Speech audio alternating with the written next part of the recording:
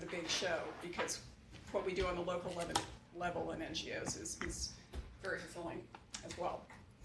So after I did that, I came to SAIS. I got an MBA.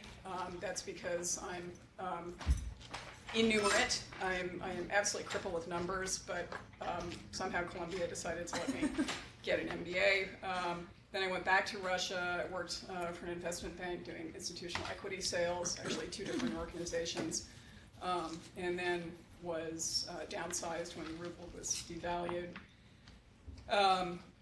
And at that time, I got my second MBA, as it were, by working in a small business. I was running the sales department for executive development and corporate training organization, and I was responsible for the top line. If you all know from the business world what that means, I was responsible for the revenue of this small company.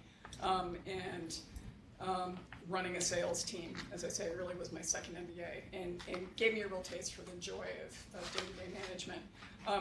During all that time in Russia, I was still very active in United Way Moscow, at this time now as a board member, as opposed to the executive director. And that gave me a taste of what it's like to be on boards, which I've been doing nonstop since then. When I came back to the States, I decided that my volunteering, as we discussed, was more interesting than my paid job, and I'd better spend the rest of my career in nonprofits, which is what I've done. I have been very fortunate to take time outs. I did not work in a professional setting from 2007 to 2011, but was very active on a board of directors and a couple of other projects. And in 2011, I was back in the paying world as the interim executive director of a failed nonprofit, and that's probably my third MBA. I actually took them through the equivalent of bankruptcy and executed a big merger with another organization. If you follow trends in nonprofits these days, in the States, mergers are a big theme because there's no money. So, a merger is what you do when you fail as a nonprofit, essentially, when there just isn't enough money to go around anymore. So that's becoming a little skill set. I was actually at a Columbia event a couple of years ago, no, about a year ago, actually, when I was just starting this particular gig, and there was a session on nonprofits, and many of the people there were philanthropists, and then many people also worked in nonprofits, family foundations and all that. And around the room, everyone was saying, do you have anything to read on mergers? Does anybody know about closing a nonprofit? I can find all these books on how to start them, but does anybody know how to shut one down? And there isn't a lot of literature, but it's a skill set. Anyway, so that's my background. So I thought I would just run through some basics of nonprofit governance, and then 3 ways or 3 factors that I think will be important as you continue, because you're already deep into your careers, many of you, but as you continue to move forward in your careers. A word about governance. I use a definition that BoardSource, which you'll hear me refer to a lot. I think it's a terrific resource. To them, governance, particularly when you're talking about a board, is management.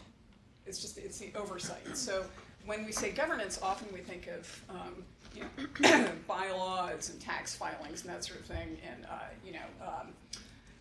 voting procedures for boards of directors, but it actually means the whole thing. So I will cover a number of different aspects of governance. So the nonprofit sector in the United States is exceptionally big and strong vis-a-vis nonprofits in other countries. And that's probably culturally derived, but it's also very clearly an artifact of our tax system. Nonprofits in the United States are essentially created by an aspect of our tax code. And there's all different kinds of tax-exempt organizations. That means that they generate income and they don't have to pay tax on it. You may have heard recently in the news about pointer about super PACs, right? Those are C4s that can lobby. Is this ringing a bell for all of you? You know about that stuff? Okay. 501c6s, the American Bar Association, a Chamber of Commerce. Those are membership organizations. C7s, if any of you know of or are in, things like country clubs, those would be C7s. But as I say, the star of the show here is the kind of organization that has two things going for it. A 501c3 is both tax exempt, it's income, and then I, for example, as a donor, can deduct from my income, don't go to sleep yet, the value of my contribution.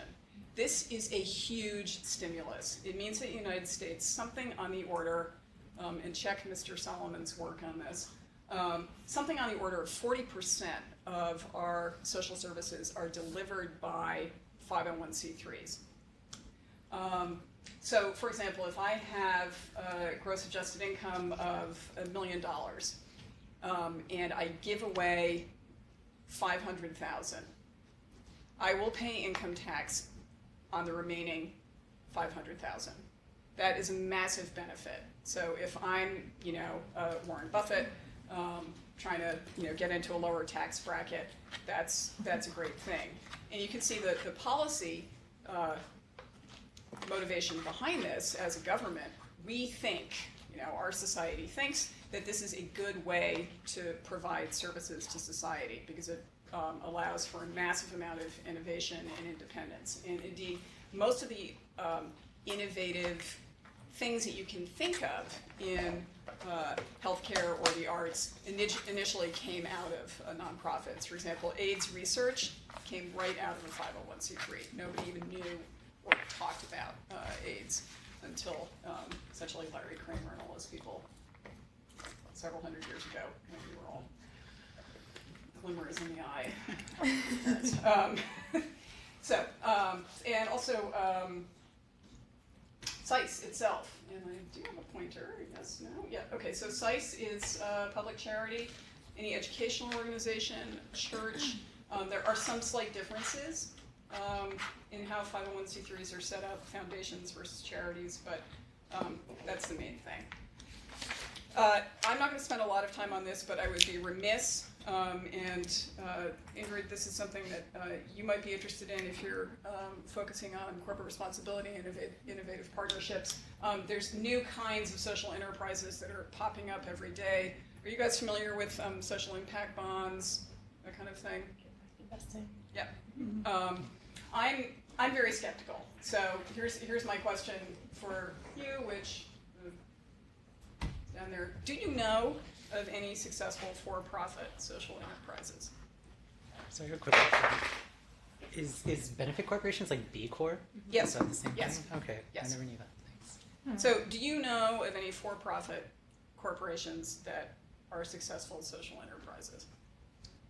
Doesn't Grameen Bank charge interest? I mean, microfinance is it for profit in Well, general? Grameen is nonprofit, but there are some for-profit microfinance ventures. Okay, really? But that's not necessarily a good thing. And they're profitable, and they're also Yeah. you would consider. But social obviously, it's a enterprises. tension because I mean, yeah. the whole point is that it shouldn't be terribly profitable because they're supposed to be helping people out. And the other way to look at it is, yes, they're supposed to be helping people out, but who does a for-profit enterprise belong to? The shareholders. Right. So, I get the profit if I'm a shareholder. So who are you to take it and spend it on, helping people? I mean, it's a very valid argument, and so I keep reading about these things. I know some people who are working on social impact bonds in Massachusetts, where I'm from. I think it's exciting, and I'm waiting to see what happens, but I'm not seeing it yet. So I don't want to spend too much time on that. All right. So how is this all important for you? I think there's kind of three things to focus on. You probably have heard quite a lot about metrics. Nadir, you're working on impact evaluation. That may be something that rings true for you.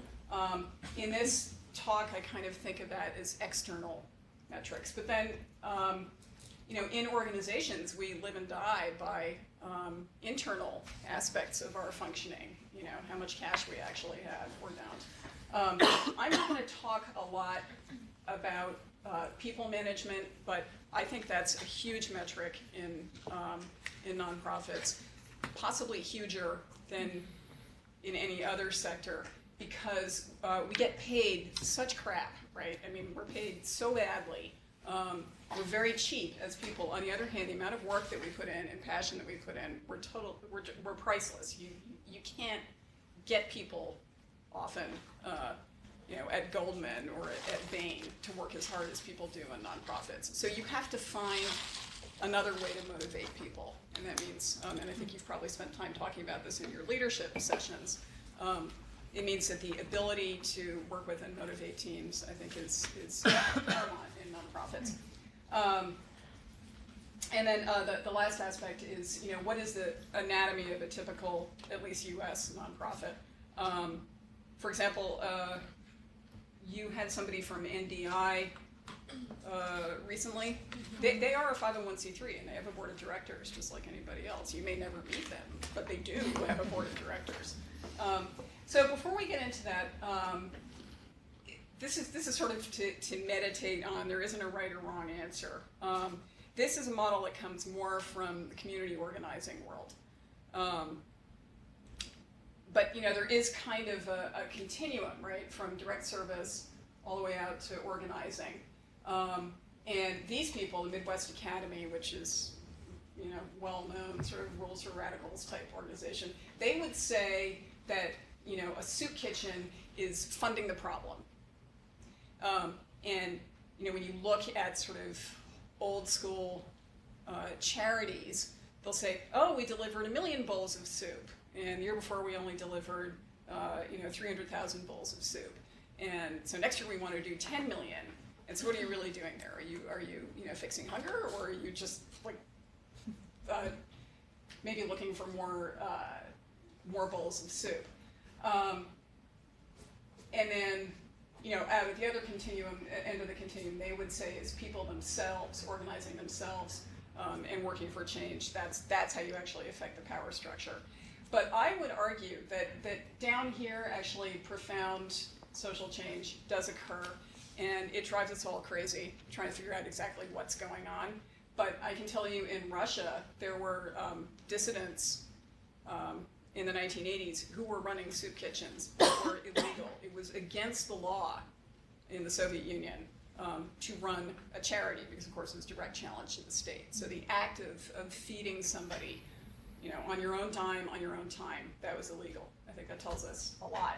So just to contemplate, is this a good way to think about nonprofits? I have a friend very perceptively told me last week, what if we stack this?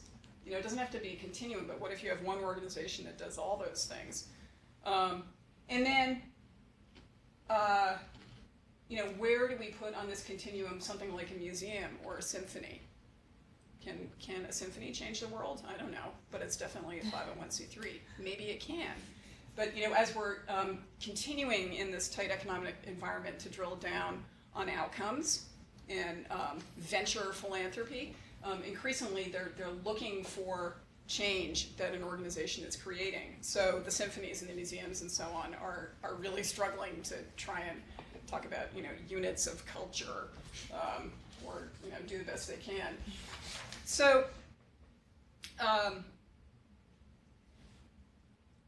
this is, I think, also sort of worth meditating on what we do in nonprofits. I think we know we're really changing the world out here. You've probably seen at size millions of these 4-box matrices or beacons and things, right? Actually, it's interesting because usually it's the upper right-hand corner. That's good, but in this case, it's the lower right-hand corner. So I loosely think of these process indicators as internal, and these outcome as external. So, for example, response time, how fast they got down the pole. This is a fire department, right? How fast they got down the pole, out the door, into the scene. That's really important. But really what they're trying to do is they're trying to save people's lives, right? That's the outcome. But what's wrong with this as an outcome? Anybody? Could be really high. Could be really high, or what if the population changes? What if it, half the population of this town is wiped out in a hurricane or something? So really, what you're looking for is not a number, but a percent, and it's the quality of what you're trying to do. So here's a clinic. The incidence of disease, that's interesting, but really what you're looking for is the rate of preventable disease. So again, just something to meditate on. So as I said, I consider process metrics, including all of our internal performance measurements, how we're doing on our finances, how we're doing on getting kids into the advanced sailing section at the sailing center that John and I used to work at. Those are internal, and they're very important, but they don't actually mean anything unless you're getting to some kind of external outcome that is identifiably important to the rest of the world. That being said, both are important, both internally and externally. Something that I think we all have to think about as we work in different jobs and over our careers is, what can I impact most in my job or at this organization? Can I impact internal aspects or external aspects? I'm guessing from your resumes, most of you are getting into this work because you're interested in having some kind of societal impact, something about outcomes. But what I started off saying is, I've actually found in my career that there's an enormous joy in this, in working on process, when you really understand that process is how you're going to get to those great outcomes. And I can guarantee you, having just shut down a nonprofit, that if your process is not in order, you will never get to outcomes, no matter how great your ambitions are. So you've probably talked about the bottom line and the double bottom line, or have heard that expression. In a for-profit organization, what's the purpose? Profit, right? It belongs to the shareholders. Very easy to tell how you're doing. I mean, comparatively easy, right? In a 501c6, a membership organization, dues. Are people paying their dues? Are you getting new members? 501c3, really difficult. How are we doing? So this continuum is from a discipline that's really popular, logic models. Have any of you ever encountered logic models? What you're doing? Something you might want to look into. It's in the resource section. I've spent a lot of time on it. I did a logic model. I think it was just after you left. We may have started when you were there. I did a big one for Courageous. Got a grant to do. It's very, very helpful in management when you're trying to figure out why are we doing what we're doing and how should we allocate our resources. I don't want to spend too long on this. This is one that I did as a volunteer for a leadership program. How do you figure out outcomes for a leadership program? Good God, really difficult.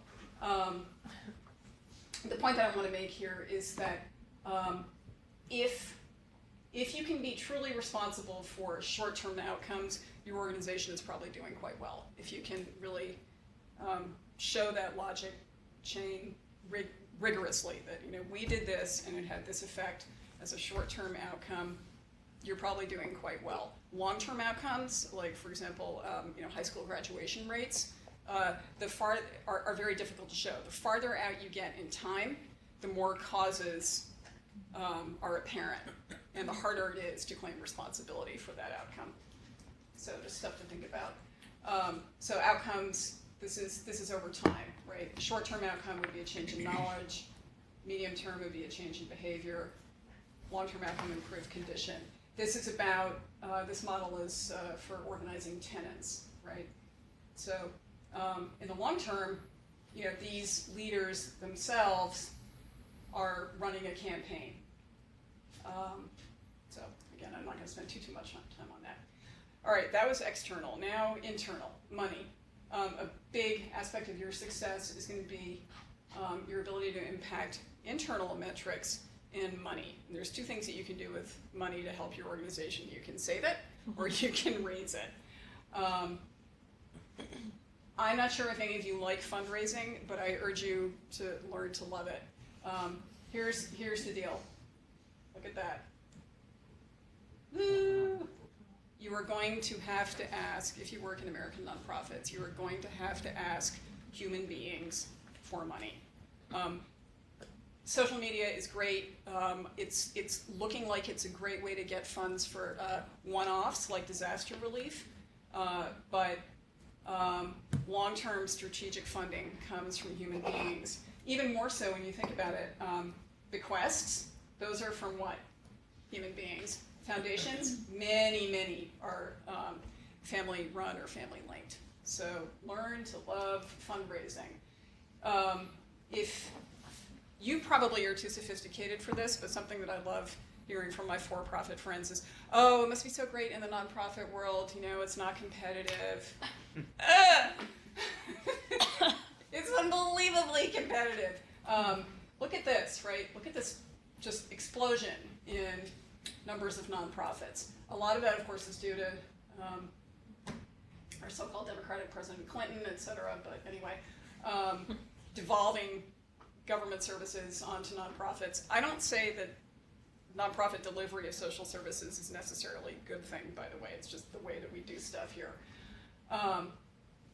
But you know, what does that mean when we look at how government funding is being cut these days, right?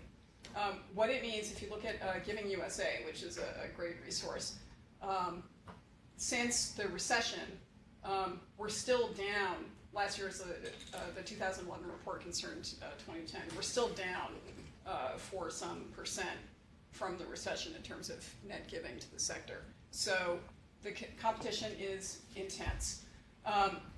You probably covered something like this. You had a fundraising weekend, but it's just to give you a sense. It's very similar to a sales pipeline.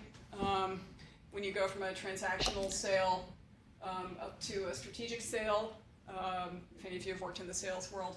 But it's just good to sort of have a sense of, you know, what we're aiming at.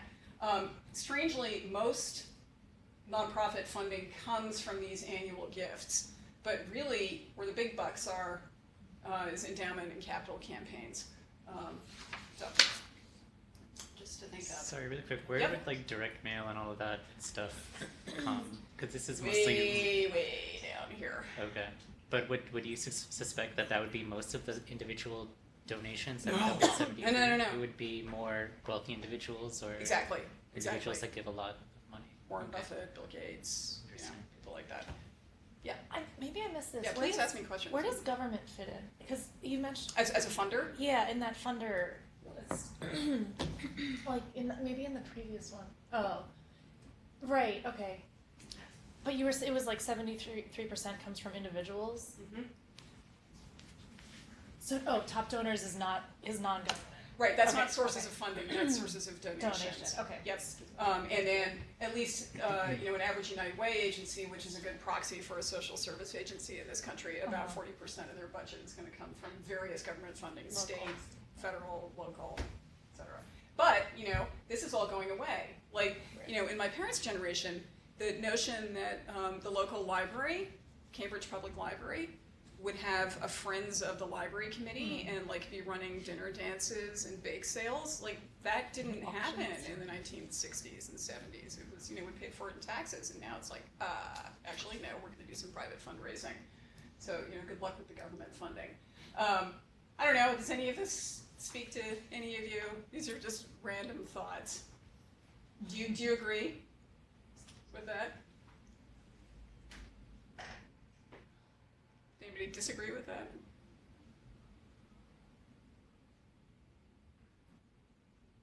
What do you think, John? I like the one on the bottom right because I just started a for-profit consultancy, and Oh, okay. one piece of advice that I got from several people was, if you want business, if you want advice, ask for business. If you want business, ask for advice. Okay. Same thing. Yep. I mean, I find this very true with fundraising as well. You know, the best way to engage somebody who really has resources, whether their own or from a foundation, is try and, you know, get them to counsel you. Is that as far as like getting them involved in the process? Like, do you actually have to bring them in then? I mean, if you're asking for advice, do you just get advice and then leave them and hope they give you money, or does that mean they're actually becoming invested in your plan? Which do you think would work better? And well, investing them in your plan, but Right. it's a lot And more once work. they've given your opinion, I mean, people are people. They're going to want to know, like, how did it go? And if it Right. goes well, you can say, oh, you had such a great idea. Uh-huh, And if it goes yeah. badly, you can say, oh, I should have listened to you. How about this one? You were talking about direct mail, Nader. Yeah. Sorry. I mean, that's not unique just to nonprofits. I used to work in advertising, and Okay. email is sort of, people aren't the biggest fans of email anymore. People are afraid of, especially with people asking other people for money, people are afraid of phishing, people are afraid of, Right. email isn't, I guess, a little behind the times in terms of effective fundraising. Well, I don't think Facebook works very well, actually. Neither does texting, except for kind of one-off things like, a political campaign, maybe, Disaster or relief. disaster relief. This But, tsunami. to build this building, or to endow a professorship, it's going to be, the lunch, it's going to be the conversations, it's going to be discussion, very old-fashioned, but, that's not going to happen on Facebook. And that's where the really big money that's going to, get your organization to sustainability, I believe, is going to come from. That really may be changing. There are, every second article in the Chronicle of Philanthropy is about social media, and we're all trying to figure out how to use it.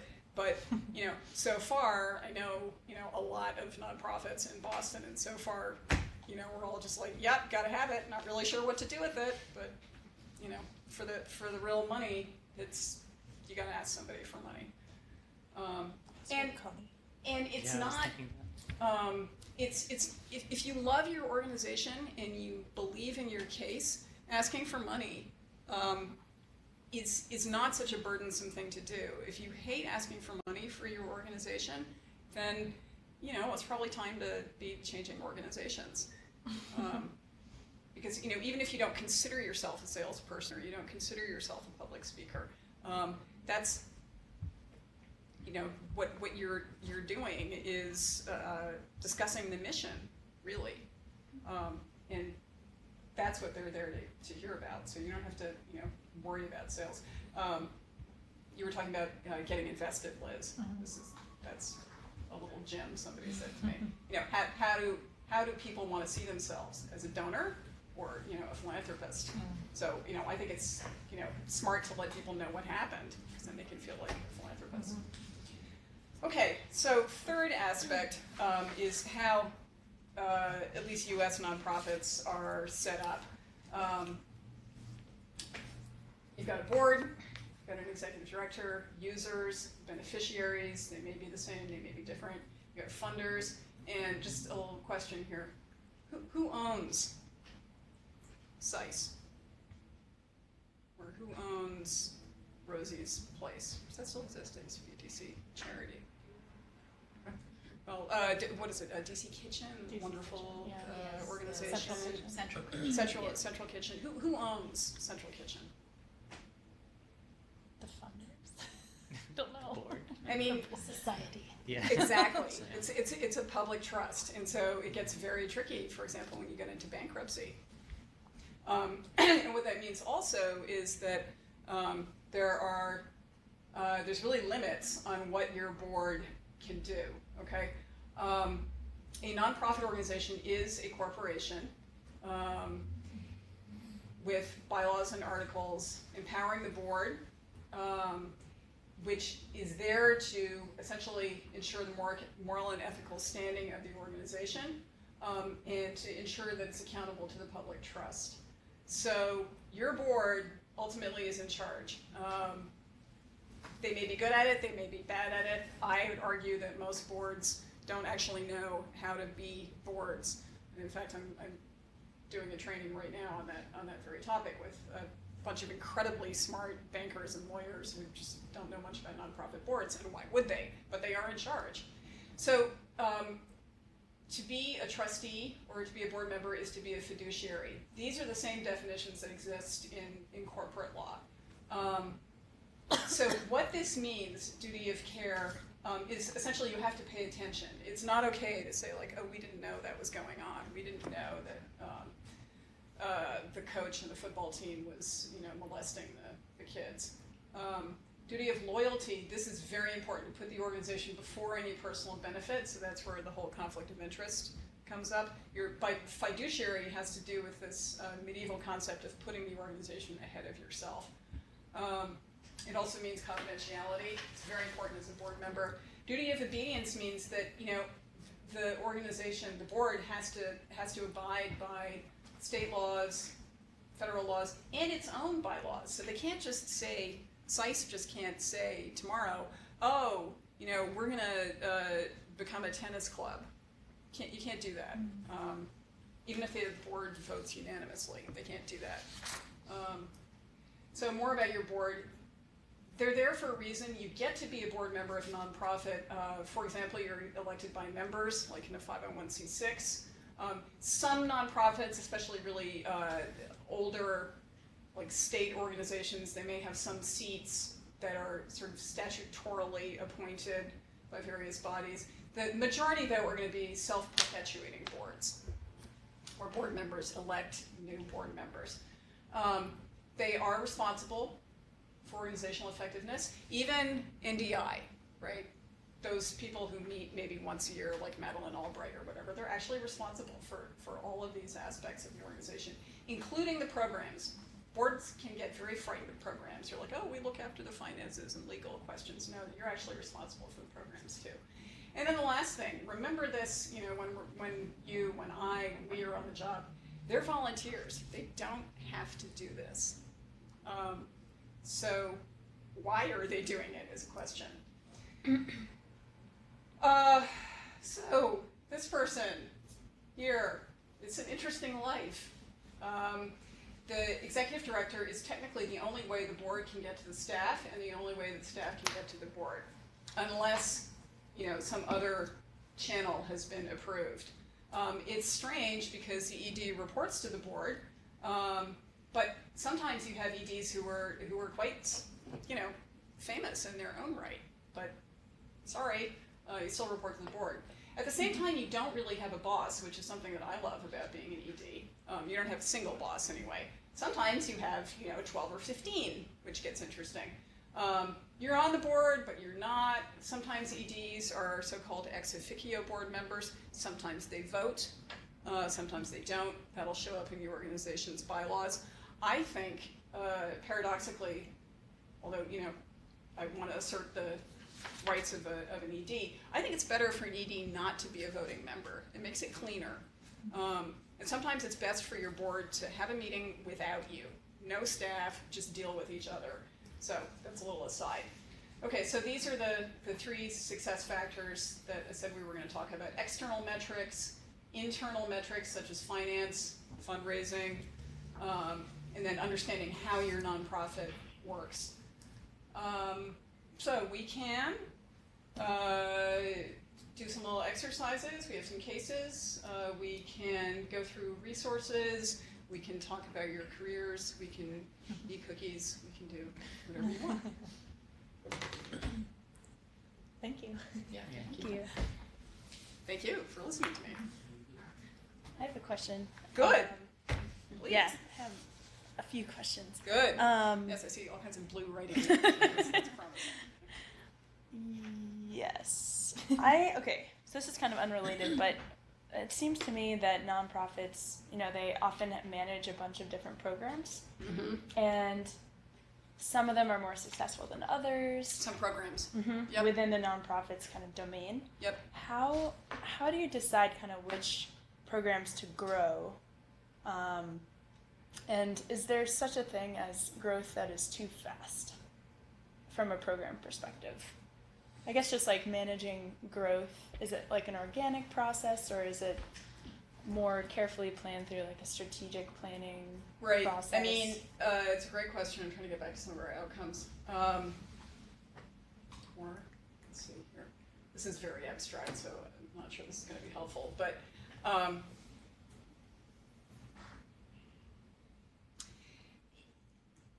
most people actually end up doing logic models and planning their programs once they're in motion. So, you know, it's very rare that an organization has the luxury of sitting down and conceiving a business plan that, you know, goes from operations all the way out to strategic outcomes. Usually they start to work and then they figure it out. The sort of canned answer to your question is, well, it depends on what the organization's mission is. And so what programs are best serving the mission? What programs are best, driving towards outcomes that align with our vision of the society that we're trying to realize? At the same time, it's this outcome versus internal processes tension that we've been talking about. They're a business, right? So if one program is particularly well funded, that may be the one that grows. A small example, at the youth organization that John and I used to work at, we ditched, we had a 5-step youth program. We ditched one of the steps because we realized it was just sort of taking resources but not actually driving towards the outcome at all. It was just kind of, just a closed circle. It didn't take the kids any farther. Then, your sort of related question about can growth go too fast? That's really where the board has to come in and not get too entranced by the big numbers or the big donations and really ask the hard questions. Sometimes ED does it too, but is this really our mission that we're addressing here? People talk about mission creep, and it's a very real phenomenon. For example, at this Boston organization that John and I used to work at, our biggest funder during my era was an organization that funded us through their environmental program. We were teaching kids sailing. And so we had to work very hard to take their money, but not, but ensure that we were delivering the suite of sailing skills that we knew we had to do. They were very open-minded and quite enlightened, and their whole thing is that you need youth stewards who are actually in nature to appreciate nature and then take care of it. But there was always a tension. They wanted us to have more lectures, more sort of laboratory exercises, and we're like, we need to make sure they don't kill themselves on the boats before we analyze species. So it's an ongoing question. Thank you. Was it the community sailing center? No, that's the other guys. Okay. That's great organization, much smaller, and they're on the Charles River. That's where I learned to sail. But the organization that I used to run is on Boston Harbor, and actually 4 locations around the city. Which makes it especially important that the kids can sail, because there are like LNG ships coming through, and, Oh, yeah. and it's a commercial harbor. It's a working harbor. Yeah. Wow. So, Yeah. nothing to feed the Charles River. Any other questions? Just anything here, resonate for you? Any of this? I can babble a little bit about growth while you guys think of other things that might have come into mind during the presentation. I worked at several NGOs. I don't know if it's just my dumb luck, or Mary can probably shed some light on this, whether this is very common, but several of the institutions I've worked for started off with a clear mission in mind and with someone running the organization who knew the mission very well, was very committed to the mission. They were successful, they grew rapidly, and they encountered problems as a result of that rapid growth. It might have been that the person who was running the institution, they were an expert at whatever the program was, but they weren't necessarily an expert at running an organization that had grown to, a few $1 million or whatever size you're talking about. And it happens in the for-profit world as well. I think talked to somebody recently who was currently working on the turnaround of a for-profit company that kind of had the same story. Started by a farmer, grew really rapidly. Things fell apart because they didn't have systems in place. They didn't have the ability to handle the finances. They weren't managing HR effectively. With NGOs in particular, I think they're maybe more susceptible to that. I'm not sure. There's always this question of how much do you want to try to plan beforehand, or how much do you want to start going and see where things go before you try to put your plans in place. One of the big discussions in the nonprofit world is these days is scaling. particularly in the youth development world. So many organizations are, trying to go national and really have a national effect, move the needle. If you say that in an interview, people will think that like you've been reading all the latest articles, move the needle on literacy or whatever. And the thing that, and the thing about doing that, scaling is that a whole new suite of skills is required. HR, quality control, all that. So growth is not necessarily a good thing. And then also in the programming world, there's always a tension between quantity and quality. Are we going to go deeper or are we going to go wider? Are we going to, touch more beneficiaries, or are we going to spend more time with each individual? Is this useful? Would you like to talk about this stuff, or should we do a little case just for the hell of it, or what? Or just more questions? I have a quick question. Great. So I guess it's more around tensions. Okay. So at different levels. One, I guess, would be at the board level. So I feel like a lot of the very smart, intelligent, very active professionals that I know in that later stage of the career are on 5 boards. Yeah. Which I don't really understand how they do that. So maybe you could just talk a little bit about that experience. Can you be on so many boards and still excel? Yeah, it's a really it's a very fair question, and one that you should ask if you're joining a board, or that you should ask if you're trying to recruit somebody to a board. And before answering your question, I'm just going to make a pitch for all of you to serve on boards if you possibly can. It's such an educational experience, and for one thing, it kind of cleanses your mind of this sort of us and them thinking of the programmers versus the funders. No, it's just people trying to get stuff done.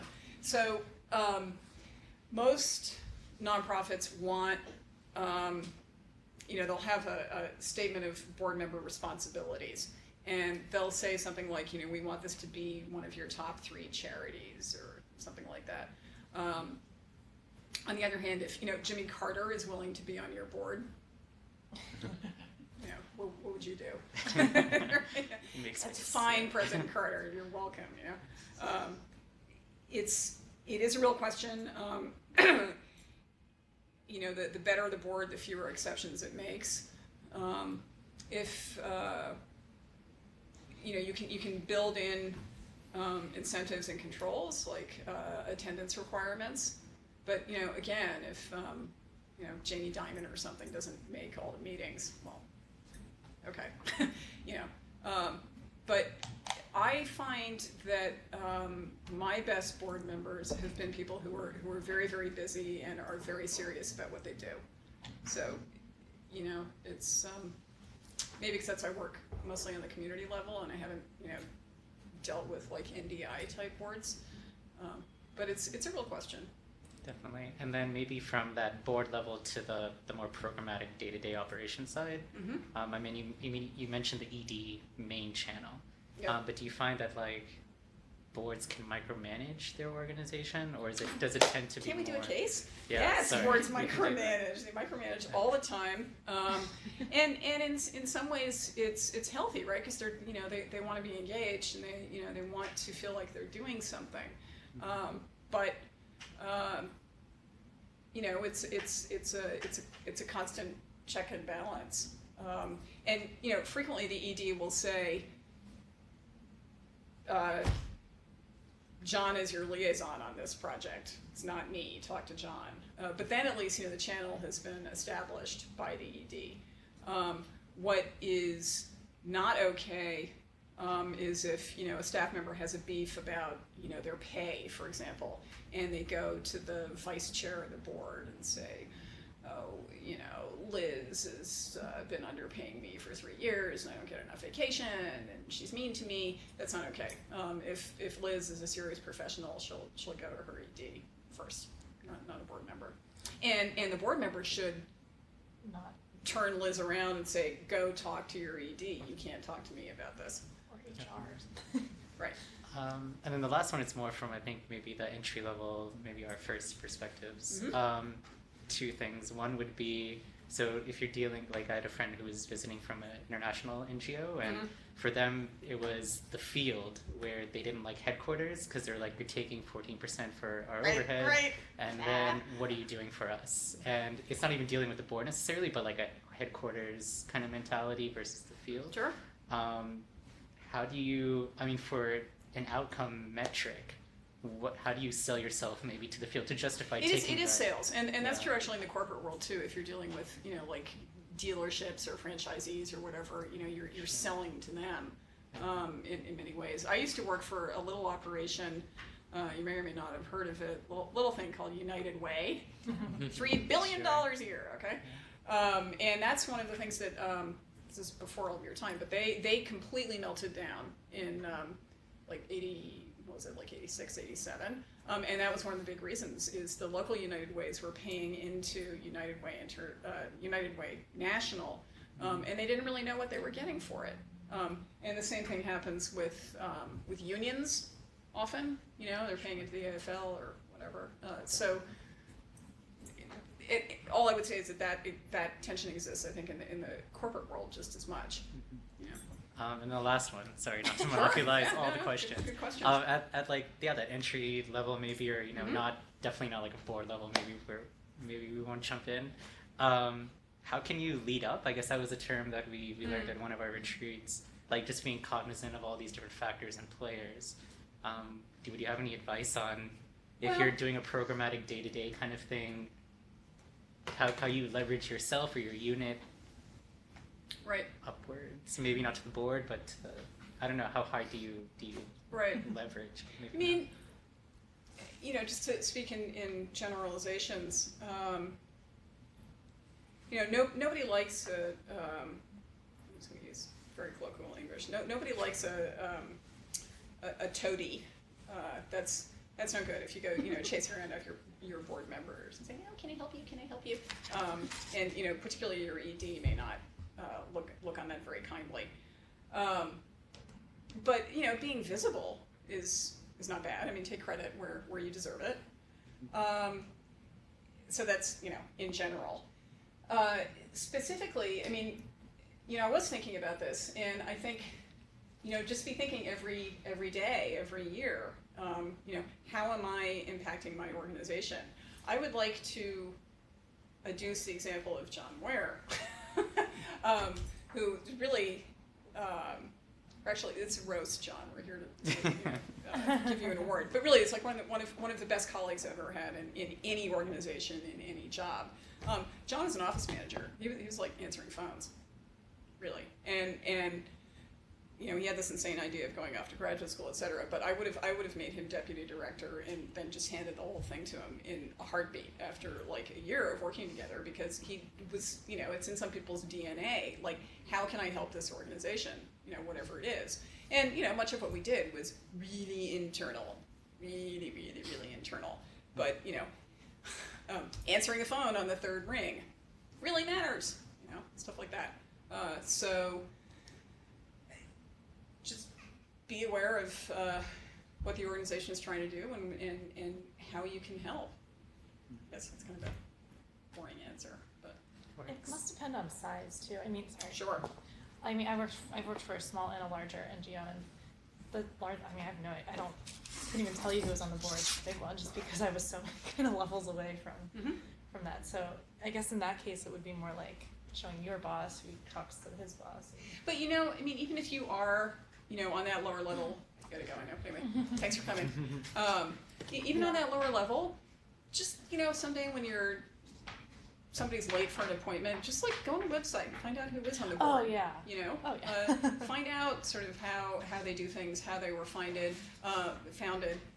You can learn a lot from an organization's 990. You all know what that is?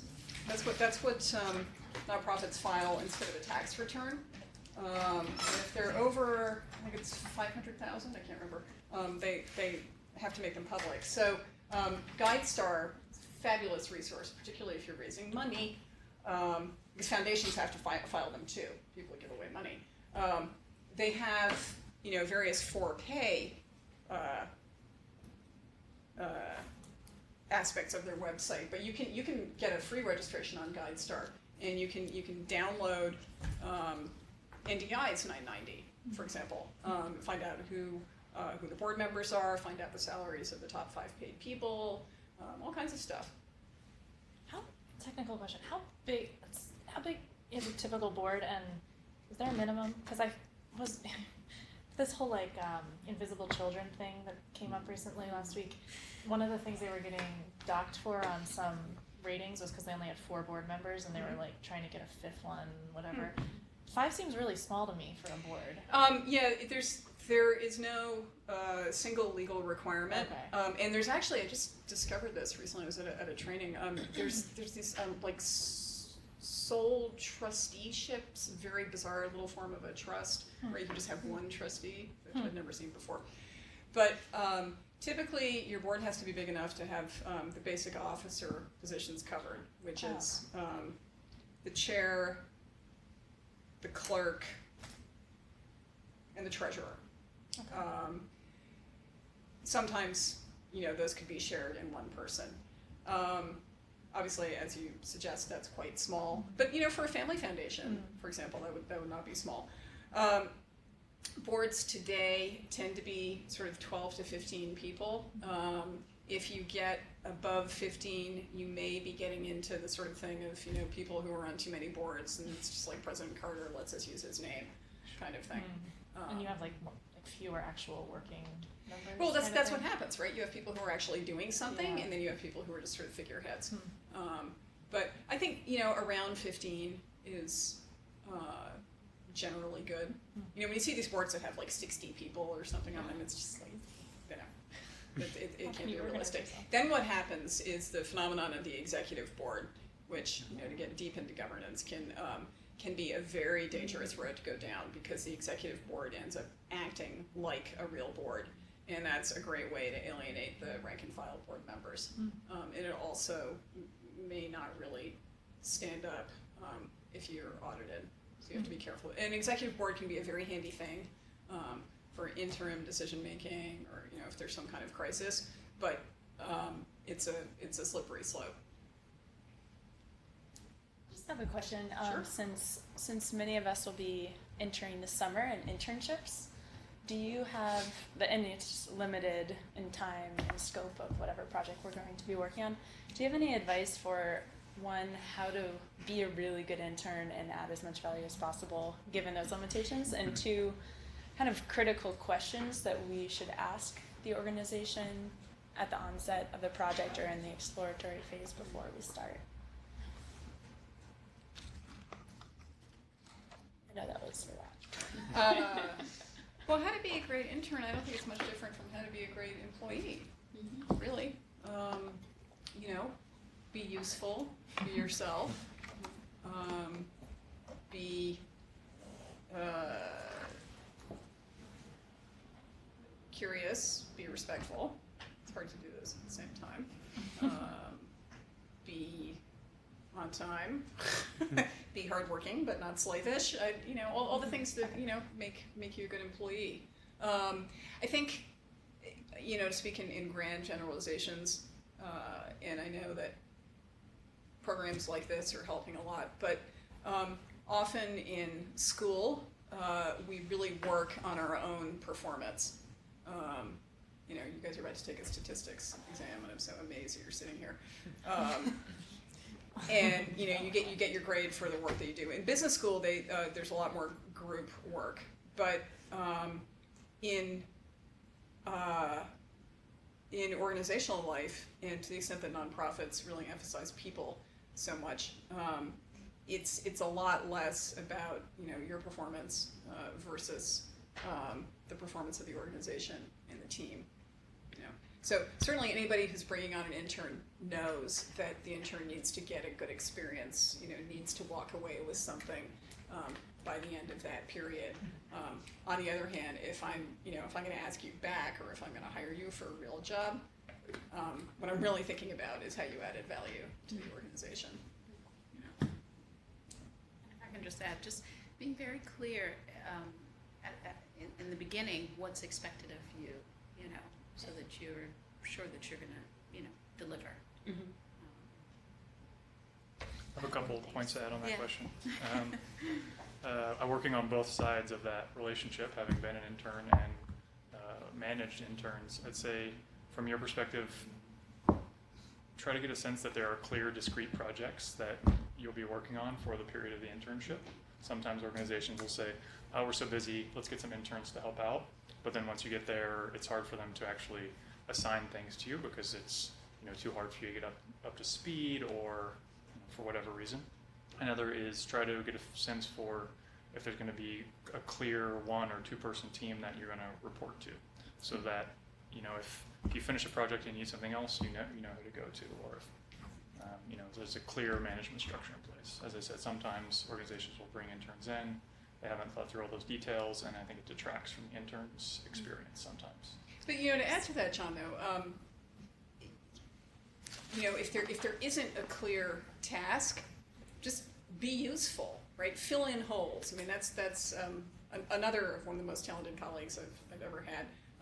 He taught me a lot. This is in one of my very first jobs because he just kept filling in gaps where stuff needed to be done. So look for the gaps, and that's, I think we can all do that. I feel like doing the worksheet. I think that would sort of help. Well, You guys want we to take have- 5 minutes to do that? We have about, Yeah. we have 5 minutes. We have 5 minutes. Yeah. Oh, all right. Well, it's just like the board Yeah. staff. Or do you guys Let's want do that. to talk about these resources or more questions? I have one quick question. Sure. Oh, yeah. Great.